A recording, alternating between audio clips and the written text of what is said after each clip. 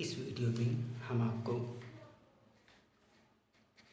वैदिक काल की सामाजिक व्यवस्था के विषय में बताएंगे। देखिए, वैदिक काल में सामाजिक व्यवस्था किस प्रकार की थी। वैदिक काल में सामाजिक व्यवस्था बहुत ही डेवलप थी। लगभग वैदिक काल की सामाजिक व्यवस्था उसी प्रकार थी जिस प्रकार की प्रेजेंट टाइम में है। मतलब सेम टू सेम नहीं, लेकिन लगभग मैच करती हुई ही वैदिक काल की सामाजिक व्यवस्था थी। सामाजिक व्यवस्था के साथ साथ इसमें राजनीतिक व्यवस्था भी जुड़ी हुई है, लेकिन बुक में जो आपकी लैंग्वेज यूज़ किया गया है, जो हेडिंग बनाया गया, उसमें यही लिखा गया है कि वैदिक काल की सामाजिक व्यवस्था। तो इसके विषय में हम आपको बताने जा रहे हैं।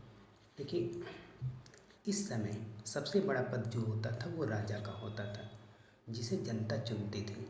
राजा किसी भी निर्णय लेने के पहले विभिन्न समितियों से बैठ करके उस पर विचार विमर्श करता था।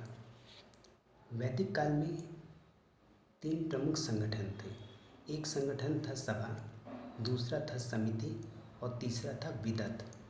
देखिए, जो सभा था ये साधारण लोगों का संगठन था,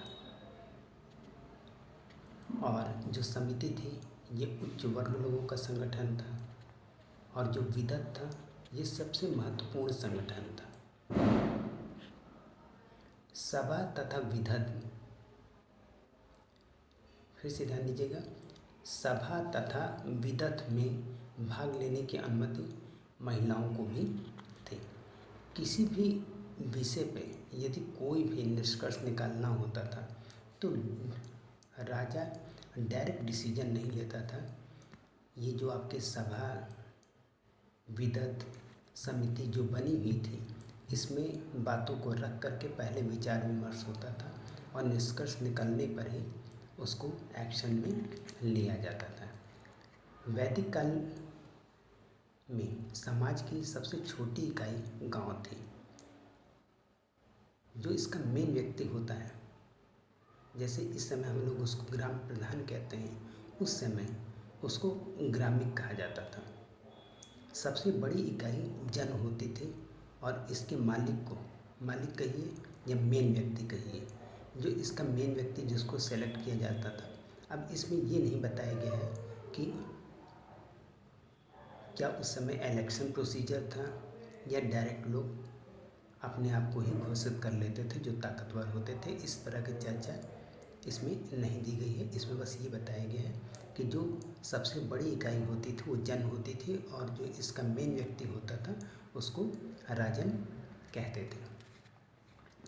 उत्तर वैदिक काल में लोहे की खोज हो जाने के बाद कृषि तथा अर्थव्यवस्था में तेजी से परिवर्तन होने लगा, और समाज धीरे धीरे ग्रामीण सभ्यता से नगरीय सभ्यता की ओर अग्रसर होने लगा। जन का आकार बढ़ करके जनपद हो गया, और जनपद आगे चल करके महाजनपद का रूप ले लिया।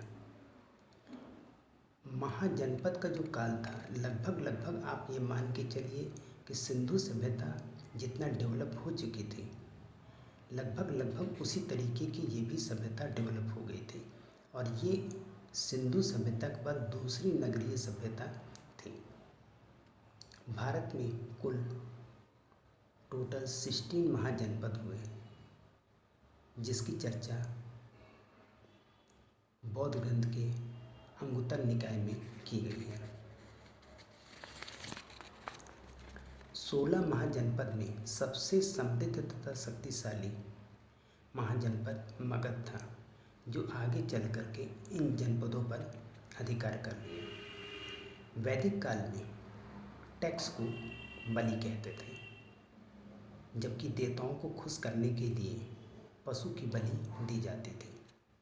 इस समय घड़ा, मनका या मृदभांड 4 प्रकार के होते थे।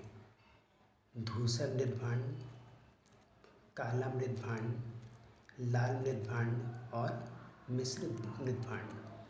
सर्वाधिक प्रचलन धूसर मृदभांड का था, जिस पर चित्र बने होते थे, जिसके कारण इसे चित्रित धूसर मृदभांड भी कहा जाता था।